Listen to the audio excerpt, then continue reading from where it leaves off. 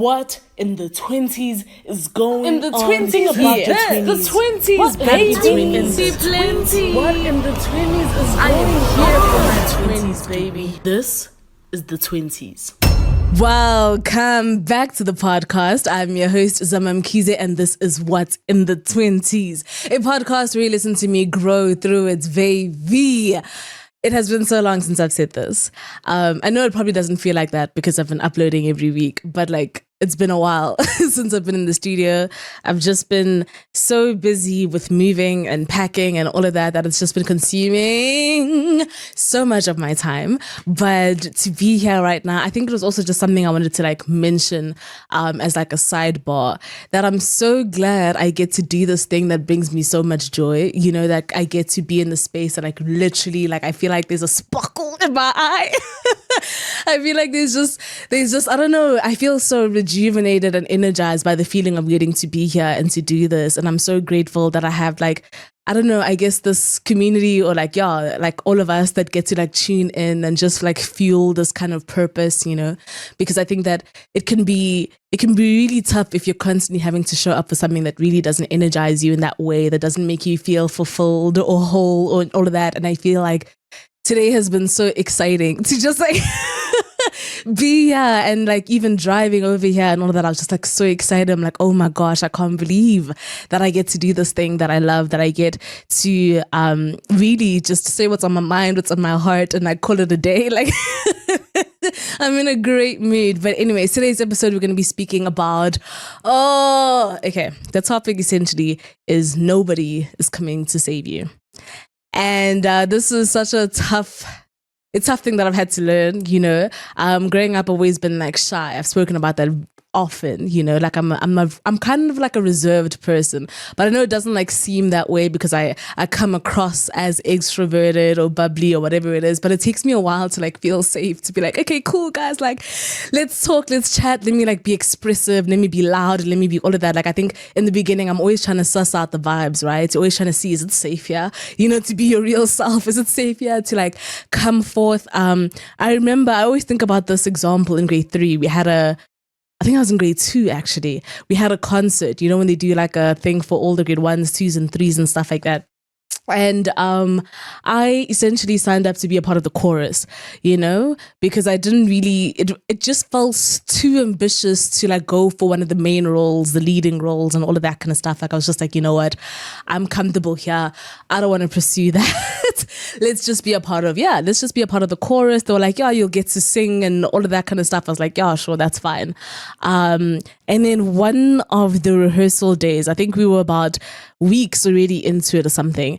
I don't know, we were all in a classroom and stuff, and the teacher was asking us to read a certain word or these certain lines and stuff, you know, that had nothing to do with us. I think they were just trying to teach us how to pronounce words and all the rest.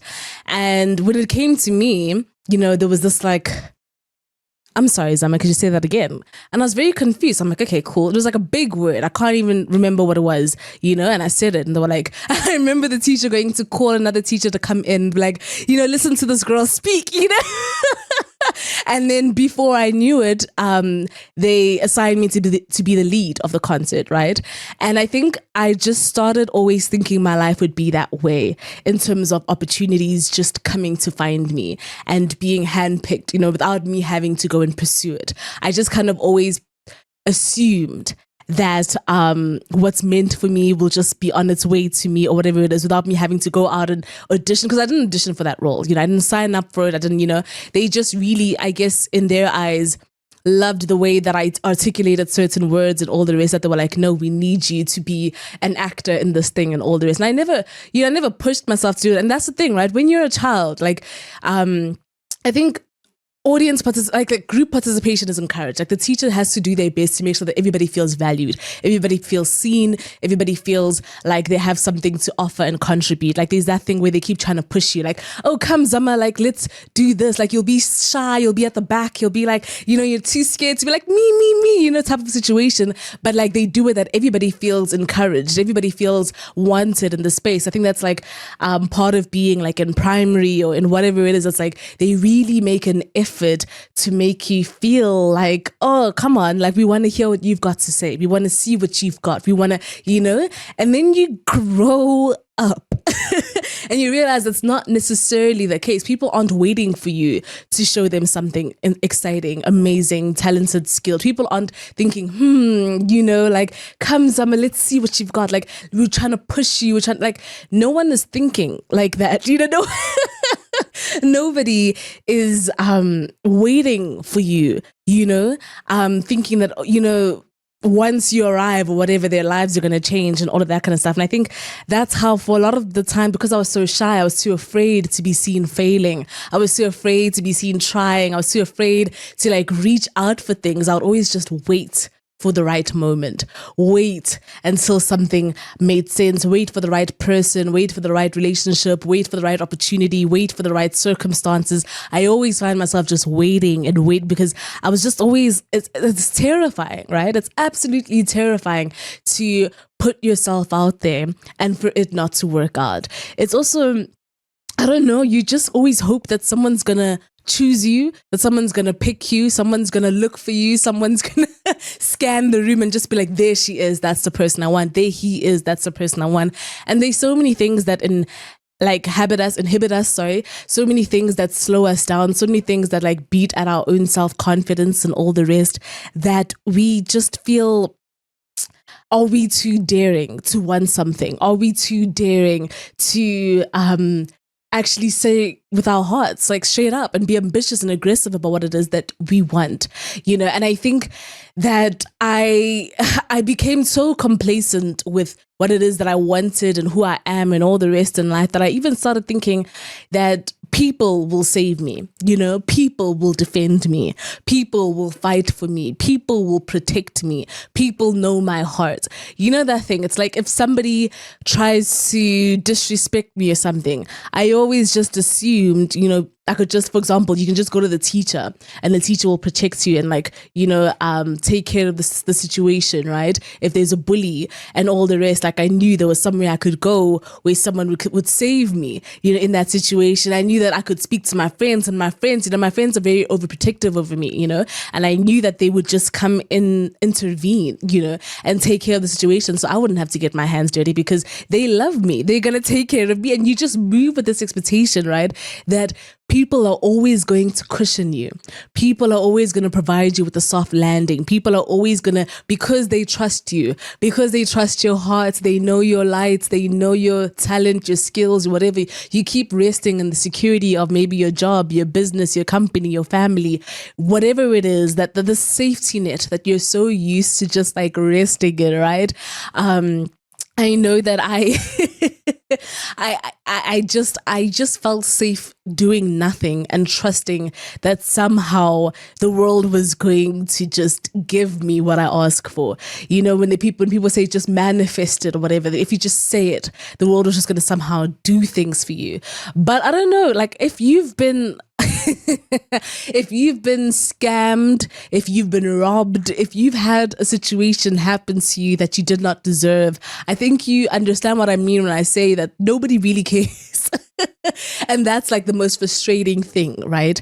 I've had those experiences happen to me, and there was nobody that came and was like, oh, we're so sorry, you've been scammed, you know what, just to make up for it, we're going to give you this for free, we're going to do this for you to help your situation, this and that, we're going to return all the money they took from you, we're going to give you a way to cut in front of the line so you can replace your ID at Home Affairs. We're gonna none of that happens, when things are taken from you, stolen from you, blah, blah, blah, blah. It's you don't get a free pass. And I think that's what also makes life so frustrating. Sometimes in my, I guess my adult life, I felt things have been so hard and so tough. And so I would get so frustrated because I felt nobody was giving me a leeway, or no one was giving me some rest or some breathing room or some space, and it's just damn, does nobody care about what I've just gone through? And it's not that people don't care, it's that everybody's going through something. Everybody's got their own things going on. Everybody's got their own things they're trying to deal with. And it's not to say that we lack empathy and all the rest for you, but it's to say that you can't just sit there and wait for the world to like bend its rules in the way that it is just to accommodate you and to serve you. And that was like such a tough thing about adulting, you know, that I've come into, you know, being now like in my mid to late 20s now, whatever. But it's like just really accepting and grasping the fact. I mean, say for example, I'm talking to you now about like the fact that I've been moving and it's been such a hassle. Like it's been so much. I can't even begin to describe what that process has been like. And it's like sometimes I just want to like at the end of the day call my mom and be like, oh my gosh, I'm so like, what a day, what a this, and I'm like frustrated and I'm emotional and I'm like all of that kind of stuff. But I can't do that, you know, because unfortunately she's not around, you know, and it's just like learning that this is life right now. And I think sometimes we can wallow in our distress for so long. We can wallow and ruminate in our pain and our suffering, and we can feel sorry for ourselves for so long. And we expect and we hope that other people feel sorry for us, right? We feel like the world owes us something, you know, and and it's like, it's so tough to sit with that realization that nobody owes you anything, you know. And I always struggled with that, you know, like, because I felt like I poured so much good into the world, right? I give so much and this and that. So what do you mean it doesn't owe me anything back? And I think sometimes we think that the universe is going to like avenge us, right? For whatever that we've put in, or if anything bad has happened to us, that like they will just repay us in certain ways, or try to, like, as I said, balance things out, or try to just equal the playing field for you. We think that, you know, that things are just going to work out the way that it's supposed to in your head, you know, and it gets really frustrating when you feel like it's not going that way, that there's nobody, not even the universe or whatever, that's going to give you a break. You have to give yourself that break. And I think that was like something that I really had to come into knowing and understanding. Like, I think that trust me, I can spend a lot of time feeling sorry for myself. I can spend a lot of time feeling really dreadful and upset and depressed or anxious or whatever those, you know, words are you can throw at me, you know, and if you give me the space and the times, I will do it, you know. But there comes a point in time when I had to tell myself, Zama, like, if you want this to be your life, that's fine, but no one's going to come and pull you out of it. There's not going to be this situation where someone comes, knocks on the door and says, you know what, Zama, I'm getting you out of this dark hole. Like, I'm getting you, like, I have to decide that enough is enough. I have to decide that these are my dreams. I'm going to pursue it. I can't wait for an opportunity. The opportunity isn't coming to me. I have to go create those opportunities. I have to go make that space for myself. I have to go encourage myself to be in those spaces. Nobody is like going to be looking in a crowd of people going, I wonder where Zama is, whoever, knowing they've never met me before. Going, I wonder where the Zama is. We need to pick this person to be a part of this role and stuff. And I think, like I'm saying, sometimes we limit ourselves hoping like, maybe it's just not ready yet. I remember I always speak about this when it comes to the podcast. I always felt like I wasn't ready to start a podcast because I did not have equipment. I did not have the know-how. I didn't have any experience. I had nothing, you know, when it came to knowing what it takes to run a podcast and all the rest. And it's like, to say that I'm at this stage now, you know, where I'm so blessed and grateful to have had the opportunity to say that, like, oh, I have over 100,000 streams, you know, and stuff like that. It's like, it's such a blessing and it's still so surreal to me. But it's like, I knew it took what it took to get to that place, you know. I knew that it wasn't going to come find me and be like, okay, Zaba, when you're ready, we'll like start this. But I just had to keep releasing week after week after. I just had to put what I had out there continuously and create the space. And it's like, you have to be, that's what I mean. I'm like, you have to be aggressive about certain things, because when you sit and wait, which I still do, I'm sad to admit that sometimes, because like I said, it's like you get that fear, right, of like, oh, am I ready? Is it time? Is it this? Like, am I good enough for it? The feelings of inadequacies come up. Like, you get doubt, you know, if you just sow that seed of doubt in you and you let it fester, and now you're just thinking like, is this really the course I should be taking? Am I who is needed to fulfill this purpose, this promise, this, can I bring this into fruition? I completely get all of those things, and I sympathize with you so deeply, but I'm going to tell you the only thing standing in your way is you, because there is nobody, no environment, no opportunity, no partner. I think sometimes we even like to sit and wait for like a romantic partner, the right partner to come and find us. And it doesn't even, I don't really think it works like no one's going to come and look for you in that way. You know what I'm saying? Like, you have to be assertive about what it is that you want, what you're looking for. You can't blame somebody else if what they're looking for is different from what you're looking for and think that they owe you something. You have to be clear about what it is that you're doing, and you have to stand on it, stand for it. Stop allowing things that you don't want anymore. Stop accepting things that you don't want anymore. Be headstrong about certain stuff like that. I think that's what progresses you forward, like realizing you have to save yourself. You have to pick up your energy. You got to get up. And when I say again and again and again, I mean repetitively. Because life will knock you down over and over and over with obstacles, challenges. Again, the seeds of doubts that will keep creeping up in your mind. There will be so many blockades that keep coming to you. Like, it will feel like these forces that are formed against you continuously. And you just got to get up over and over and over, because nobody's going to cut you some slack. If you need to take a break, you give yourself that break. If you need to be straight with yourself and give yourself real advice about the fact that you could be more consistent, you could be more reliable, you could be more dedicated, you could, put in more diligence into the things that you do. You have to have those conversations with yourself, because nobody is going to cushion you into the direction that you want to be. You have to, and it's like sometimes we think that everybody has the best intentions for us, right? I would trust anybody and everybody's intentions for me if they like approach me saying, I see what you're doing, let's do this together, let's collaborate on this together, let's whatever the ideas may be, right? But you understand that person's also looking out for what they can get out of that experience, and it's not necessarily a bad thing, but sometimes it can be, when some people try to take advantage of you and all the rest, and that's what I'm saying. It's like you may get into that trap of feeling sorry for yourself. And again, bad things, I'm not saying that we shouldn't feel bad for bad things happening to you. In fact, it's not your fault that bad things are happening to you.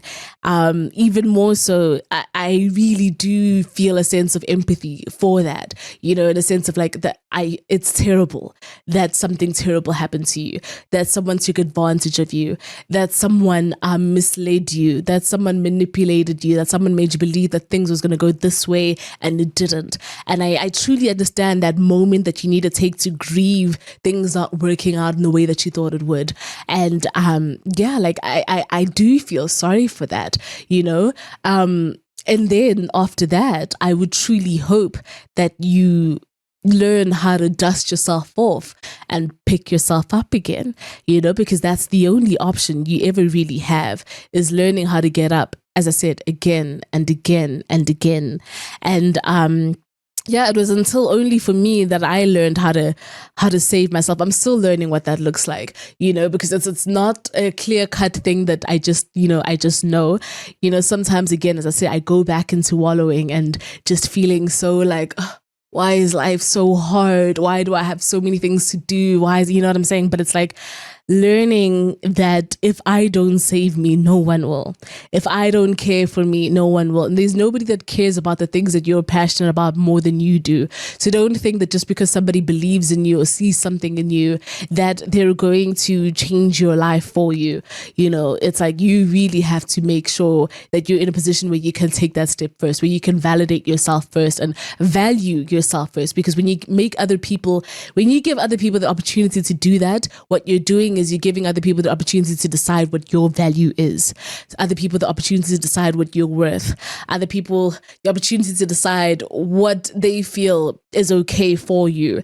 And I think that when we're able to do those things for ourselves, it sets a precedence, it sets a standard, and an expectation for how you want to be treated, for what you're looking forward to, for your ambitions, for your focus, for the direction in which you're trying to take your life. Like, I think when you're able to say to yourself that this is where we're at, this is where we're going, this is what I'm doing, it just changes the energy completely. And I think that has been what has saved me time and time again in my 20s, is as much as I just want to cry and like run to my parents, as much as I just want to I just want the universe to repay me, avenge me, whatever, as much as I just want God to intervene, as much as I just want an adult to come rescue me out of things in life. I'm starting to learn how to speak up for myself. I'm starting to learn how to defend myself. I'm starting to learn how to protect myself, because I don't know why I gave other people the responsibility to protect me. Why would I trust someone with with that kind of responsibility? Especially a lot of us, we trust the people who have hurt us to protect us. Very often that's the case, and I never understood that. I get that maybe it just feels safer that way. I don't know, because the instability you feel being in certain spaces and stuff like that. But I've started telling myself that I'm the only person I can really count on. As much as I'll always have people around me that I'm so grateful for and I can rely on, and of course that you trust and stuff like that. At the end of the day, the only person that owes you anything is yourself. You owe your dreams, your consistency. You owe your ambitions, your enthusiasm, your time, your commitment. You owe them those things, and you really got to show up for that, because at the end of it, the only person you'll have to blame for that is yourself. And so I feel like if you're in a rut, if you're in a space that you're just feeling a bit stuck, if you're in a space when you're just feeling like you're waiting for something, you're waiting for your moment, you're waiting for the right time, you're waiting for the right person, you're waiting for the right space, you're waiting for the right money, the right resources, the right environment, the right, I'm going to tell you straight up now, there's nobody coming. There's nobody coming. And until we can really drill that in our minds, that it's we are all we have until we die. I think that we can navigate the world a lot better in terms of being able to count on ourselves to get us through things.